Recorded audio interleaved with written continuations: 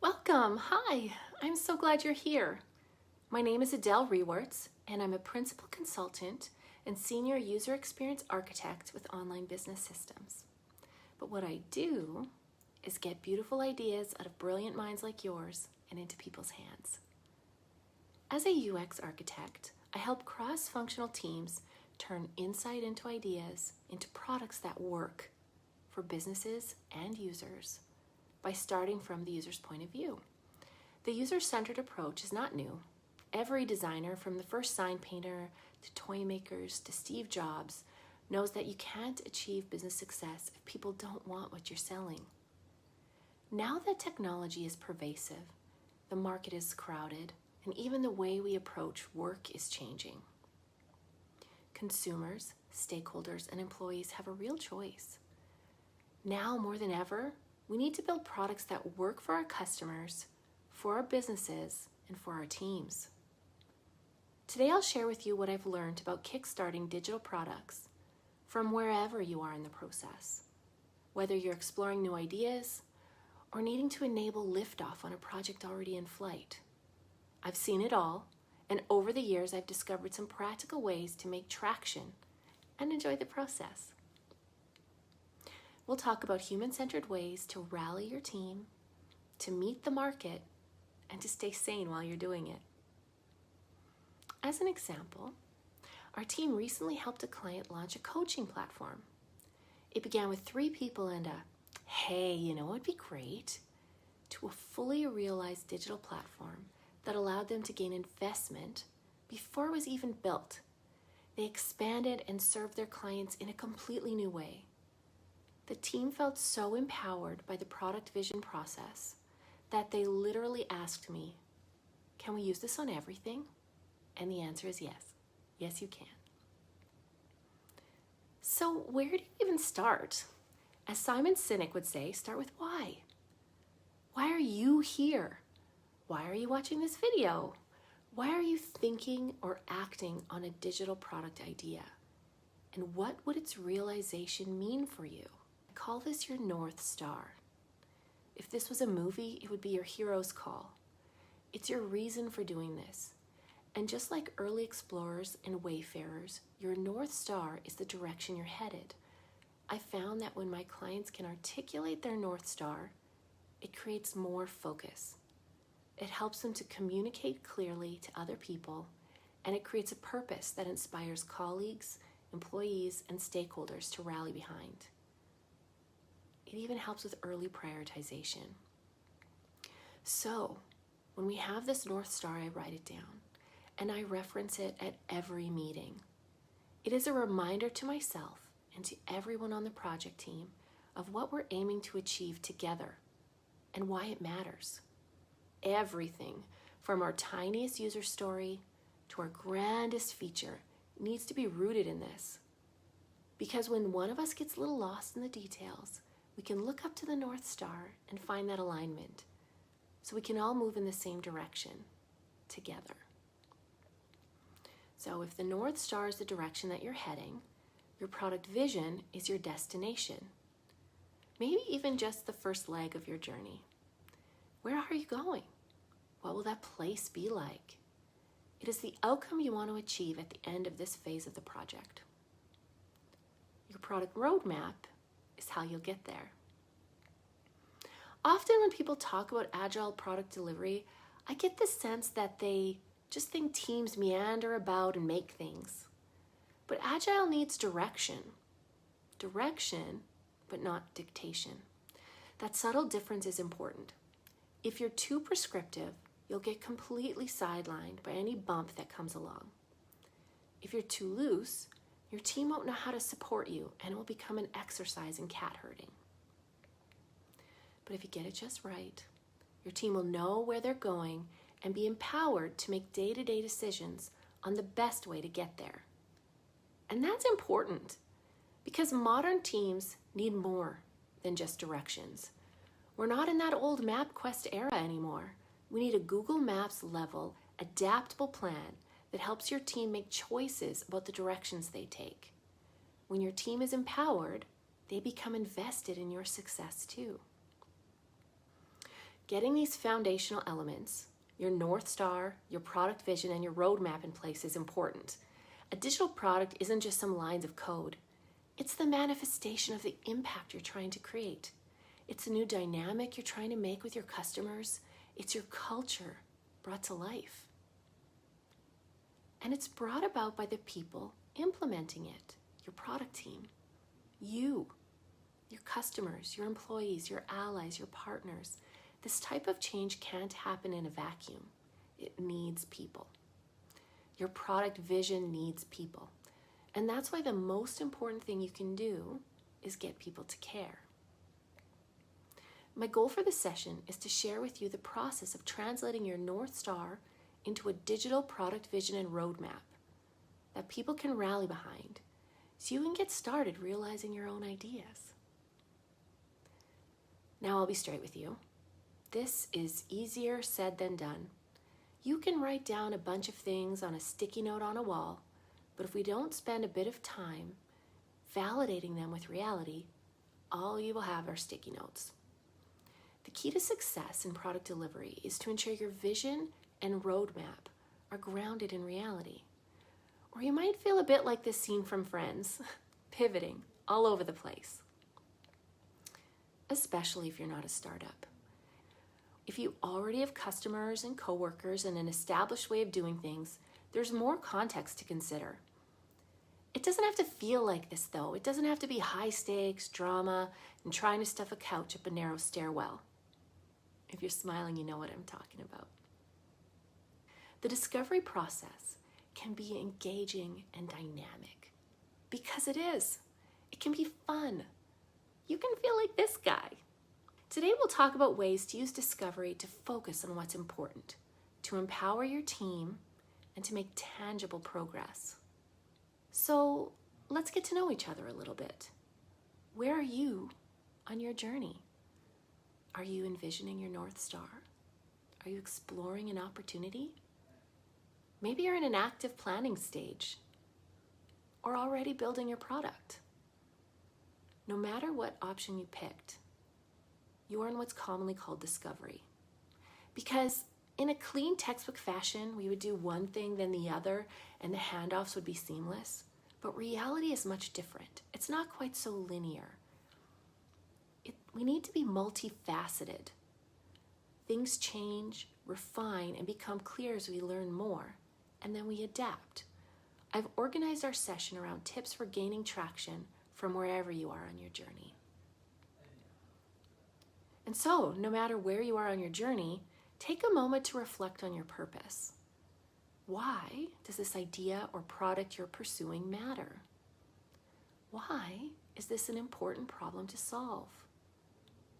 What is the change you're hoping to see as a result?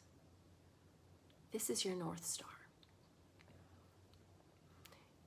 It's the direction you're heading, the thing that will keep you true to your goals when you're feeling caught up in the daily grind. Now, switching what you're doing and why you're doing it around are some of the biggest mistakes everyone makes, even myself sometimes. It's totally human to get caught up in the excitement of building something. But it's important to pause before you get too far down the path. Because when we find ourselves following what we're building without considering if it should be made at all, we end up down a rabbit hole. It's the same for business initiatives. Maybe you have a nugget of a good idea, but people just don't seem to get behind it and it fizzles out. By articulating your North Star, you give yourself a guiding light, something that other people can see too, something that keeps your idea from becoming the enterprise version of Frankenstein's monster.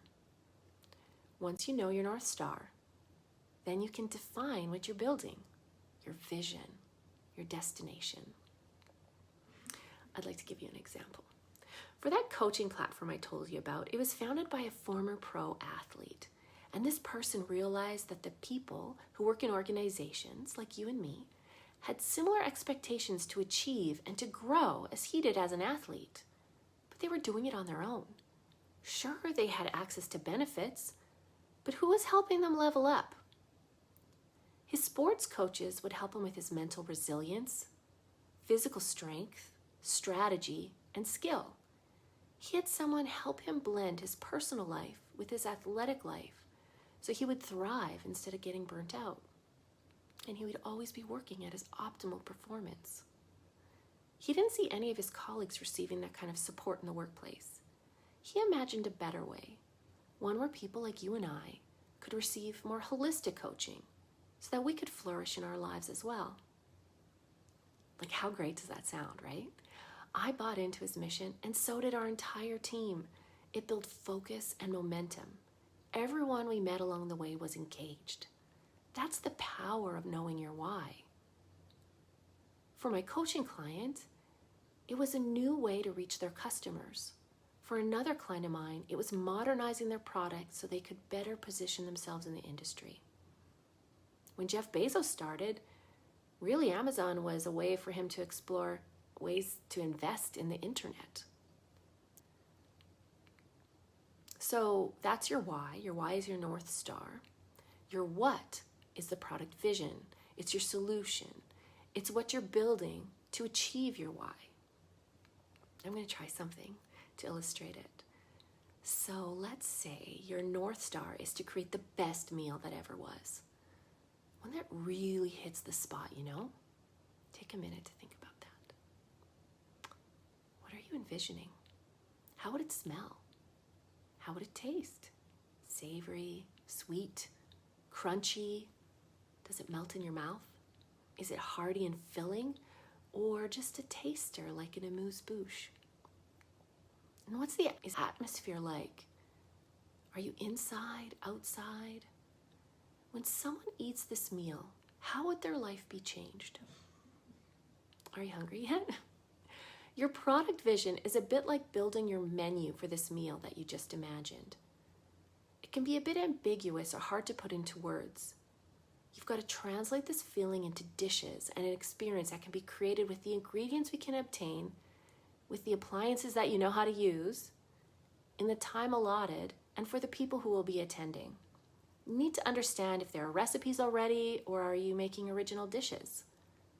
You've got to go to the grocery store.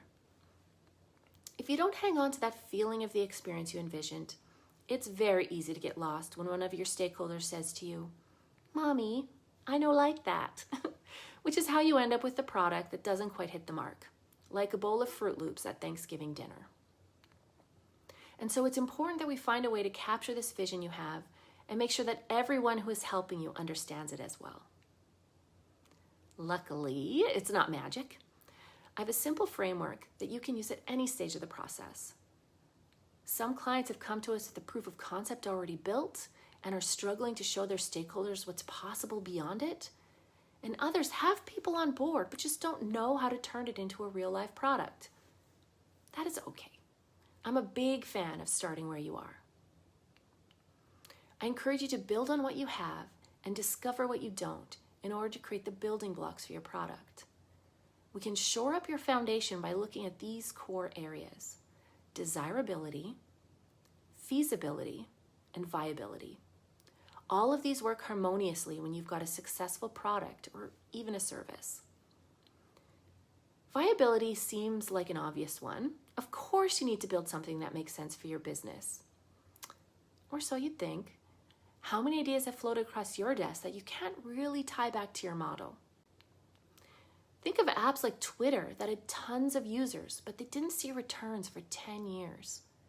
Do you have that kind of runway? Next, let's consider feasibility. Now, this isn't just about technology. It also refers to your operations. You can't scale without a feasible way to support the business. Feasibility is where you ensure that your assets and investment of time and resources make sense to the value that you can derive from that effort. I've seen a lot of startup teams that pair a business-minded person with a technical person, build something and take it to market. It's a very common way to go. One person sells, the other builds. It sounds like a dream team, but these teams have made a fundamental mistake in leaving out user experience. Because UX is not just about how something looks and feels. User experience represents desirability. It's that angel on your shoulder making sure you're answering the fundamental question: does anybody want this? That's where desirability fits.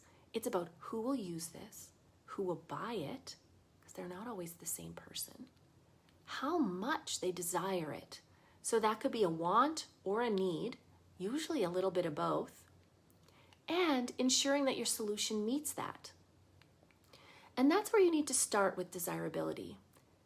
That's what user centricity means. It means that you can tie back your decisions to a core value proposition, to someone who has an urgent need for your solution. When you pull these elements together, they form the basis for your product vision. This is the template that I like to use.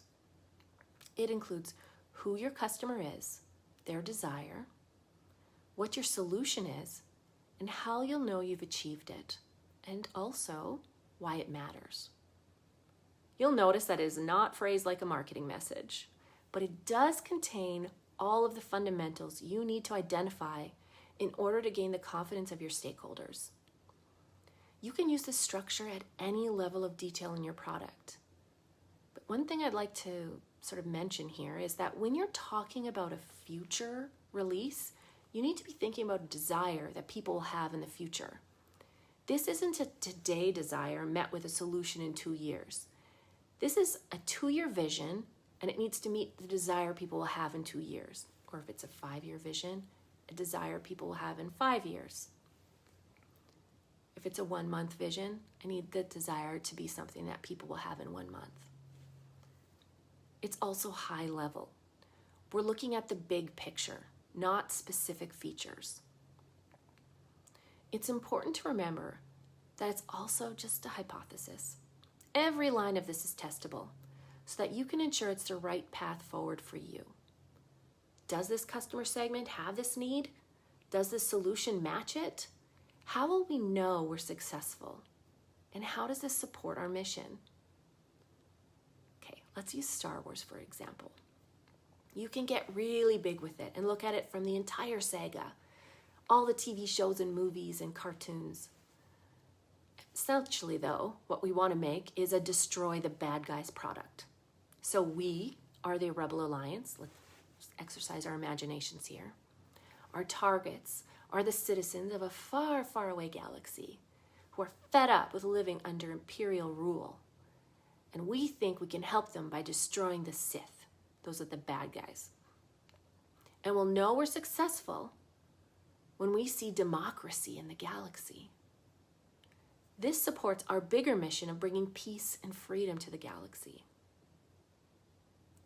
So you have this product vision statement. You know you want to build a destroy the bad guys product. And the next step will be able to break that down into reasonable steps. But what if intergalactic is not the level you're thinking? This format can work at any level of your product. So let's go a bit smaller. Let's consider one of the TV shows, like The Mandalorian. Have you seen it? If not, in a nutshell, Mandalore was one of the planets the Empire destroyed, and all the survivors scattered and became homeless. So anyway, The Mandalorian is not the whole thing. It's not galactical, but it's not small either.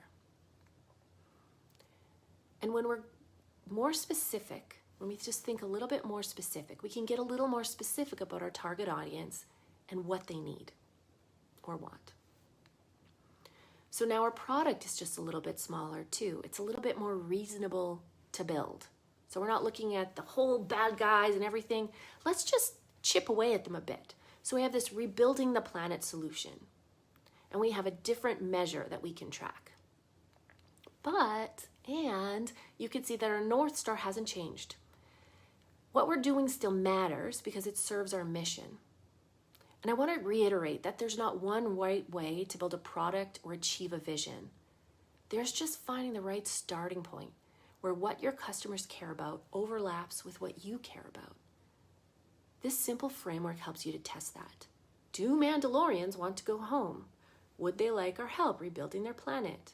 Can we feasibly do that? Test and refine this product vision so you can create confidence and alignment between all your team members on what you're doing. It's really the first phase of prioritization. And it's what they talk about when people say MVP, every little experiment that you're doing, all those little market tests, is a minimum viable product. So let's use a real life example. We're going to use Manitoba Blue Cross, a regional benefit provider that I worked with recently. They wanted to target anyone in Manitoba, not just people with benefits who are interested in improving their overall wellness. That's a great place to start. As a user, I want to improve my wellness. Maybe I'm an avid wellness pursuer, maybe I'm a beginner. For Blue Cross, they wanted to be able to serve people at many stages of this cycle. And instead of serving just one aspect of wellness very deeply, they wanted to take a broader, more holistic approach. And that's testable. Do people want to improve their wellness with a holistic approach? And we can take those findings and apply them to our roadmap or future releases of an existing product. And Blue Cross would know they're doing it right because they can measure it through the way the services are being utilized. It's all good stuff to serve their big, audacious corporate goal of being recognized as the leader of wellness in Canada, not just Manitoba, but the entire country, by offering something new and unprecedented in the market. That was an amazing starting point. We understood what impact they wanted to make, what their idea was, and why it mattered. It was clear enough to get feedback and start crafting a plan, and loose enough to be able to move forward without knowing every detail. We could figure that out. It provided enough direction for our team and their internal teams to continue forward in the next step. And we could figure out what features would make sense and in what order they would make sense to bring this wellness platform to life. There are many ways to get a product vision down, but I like this format because it's testable and low fidelity. Sometimes, though, you need to create a bit more momentum for what's possible. So I'd like to show you a clip from this video Apple created in 1987 to share their vision for the future. You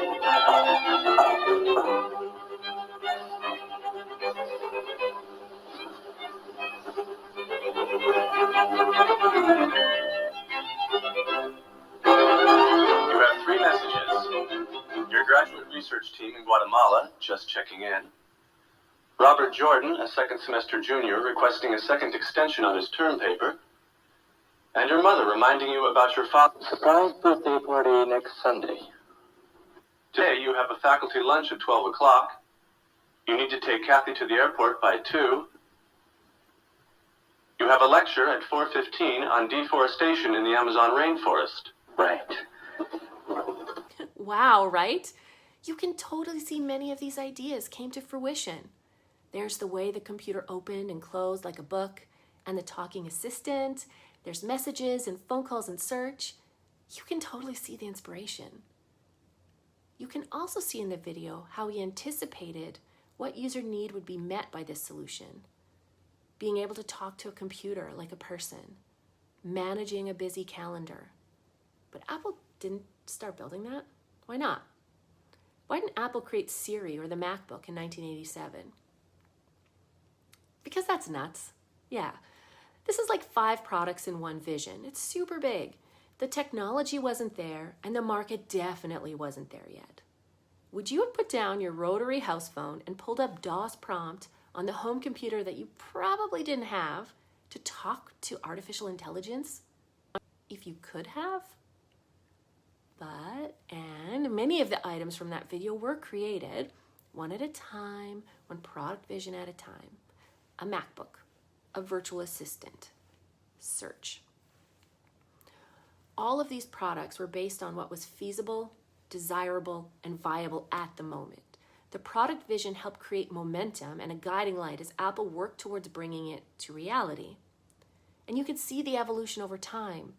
With each release, they learned something from the market, incorporated and even pushed the limits of technology, and strongly influenced the market conditions that would make the Vision Pro they announced recently a possibility. Now, this is an extreme example. That's been nearly 50 years in the making. I've had clients come to me with a deck or just a spreadsheet. Sometimes they'll come with wavy hands and excited eyes. You don't have to know the future. You don't have to have it defined in order to start. But we can learn from Apple's example because even they had to prioritize where to start. Are you familiar with this graph? It shows this life cycle of customer adoption for a new product. Probably informed by Apple's trajectory to some degree, but you can see how they would have built up each product with this kind of momentum. This same life cycle applies to your digital product as well. Everybody starts at the beginning. Once you have your product vision, you need to realistically assess where it might fall on this map. Who actively needs what you're thinking about? Or is this something that they might grow to need, like how Apple started with the iPod and eventually the iPhone and iPad? What part of your vision might appeal to someone actively seeking this new technology? Is it an existing customer, a new customer, or maybe even it's a stakeholder that you already have within your company? Who has the problem that you're solving? Who is a friendly face that you could trial your idea with? This is your enthusiast, shown in purple. This is an important segment, a vital segment, because it's going to start to give you some real data from real users. As you grow, you'll start to realize who really needs your solution and why. These are your early adopters, and it's where you'll start to get some movement in the market. That's the advantage of starting small, because even if you're not 100% certain of your idea, or even if you are 100% certain, you can't learn anything or make any money until somebody uses your product. That's user centricity. Once you do learn something, you're off to the races, and that's where you might meet this gap we call the chasm. It's the leap your company needs to take in order to connect with the audience at large. So much goes into jumping the chasm. It's about market fit and timing. It's about a product that meets someone's need. It's about having the framework in place to scale. Not all products make the leap or have the patience to, but it's not up to chance. We can work with the track conditions to maximize our jump. Online's customer experience expert Paul Vieira says the best story wins. And the reason it wins is because it strikes at the heart of something that people desire. A good story will get you in the door. But to keep your clients, your product has to back that up with substance, with features or experience that address what the user wants to get out of it. By continually learning from your customers and adapting to what you're learning, you can right-size your efforts and plan to jump the chasm, like a skateboarder who knows they need enough momentum to make a big jump. And we do this by continually testing and refining our product vision. As again, even if you're 100% certain, you really don't know what it will take to meet the market until you have something in the market. Even as an enterprise, you have to find a way to be quick and lean, which might look different for you than a startup, and that's okay. You just want to make sure that you're maximizing on the market and reducing risk that your investment won't match the value that you can derive from it, which is based on those three fundamentals we talked about earlier: desirability, feasibility, and viability. Drake gets it. I'll give you an example of how reviewing your product vision regularly can help your investment. So that coaching client I met was actually a hybrid startup, meaning a startup within an established organization. They built a digital coaching platform that we just launched. They wanted to add on to their organization's services, big and yet very clear goals for this coaching platform. A few months into building it, they realized that they had an opportunity to partner with someone and reach an entire segment of the market that needed this product now. They jumped from finding people with the need to a pipeline of customers. Can you guess what happened next? Yeah, we had to regather. While the North Star was relatively in alignment with the other organization, the product vision changed. Their core customer changed.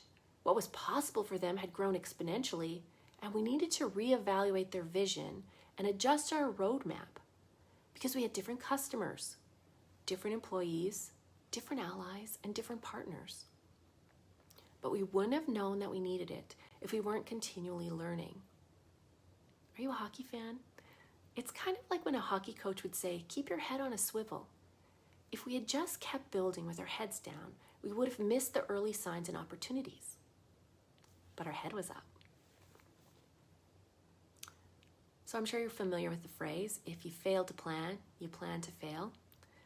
The industry has tried to destigmatize fail as an F word, but nobody really wants the big F on something they've invested a lot of time and money in. So let's turn it on its head, because small F failures can be like guiding hands leading you to success. Everything, and I mean everything, boils down to these two questions. I swear these two questions have changed my life. What do I need to know now, and what can I learn later? By sifting what I need into these two buckets, it helps me to focus throughout the entire process to make sure we're not going down any rabbit holes too soon. What do I need to know to start today? What step can I take? Will the decision I make today impact me down the road?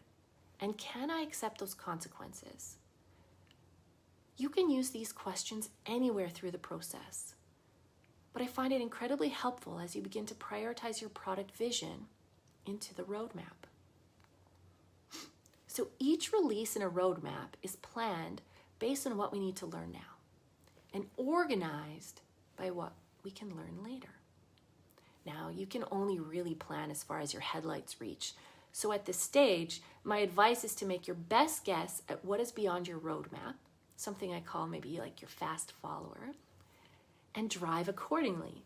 You can drive faster as you're more confident with what's in front of you and slower as you aren't. As you move, your headlights reach a little further and you can refine and adjust your roadmap. It's not set in stone. I made this one in PowerPoint.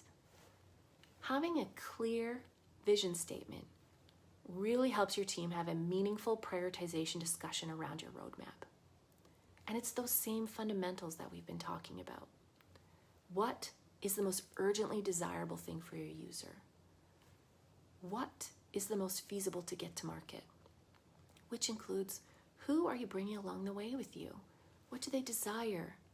What would create the most value? If you're building towards a vision, the outcome needs to be focused on what you want to learn. And when you have that, you have something you can start designing. You can craft the user journey, start wireframes, explore specific technology.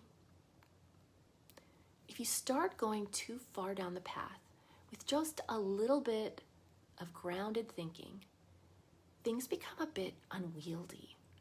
Everyone's making assumptions and just not sure how to support you. You might see a lot of nodding, or maybe you get a lot of spreadsheets, but it's going to be hard to get any traction. You might find it hard to connect with your customer because your solution is just not matching their current need.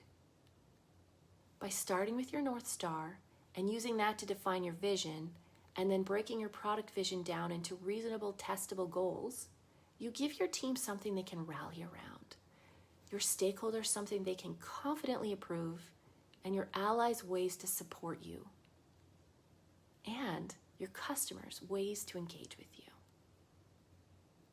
And you give yourself the freedom to grow and the grace not to know everything.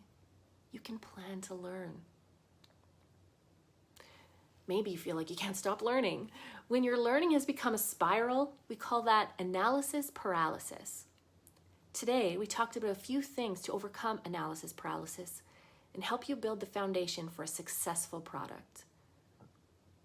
We started with articulating your North Star, your vision, and your roadmap to align your team. We talked about the core areas you need to understand, what your users desire, what your business needs, and what you can feasibly build to reach that. And how to craft a path forward that increases your speed to market, your success in the market, and maintains your sanity. So given that, what's the next thing you should be looking at? What do you need to know now? We'd like to help you take a confident next step in your product journey. We've created a product vision workshop for you. We'll talk about your big idea, understand where you are in the process, and recommend the the next step for you and your team, the right next step. If you're interested in the workshop or have any questions about the content you've seen here today, please fill out the contact form below. If you're interested in more content like this, give me a follow on LinkedIn. Thank you very much, and have a wonderful day.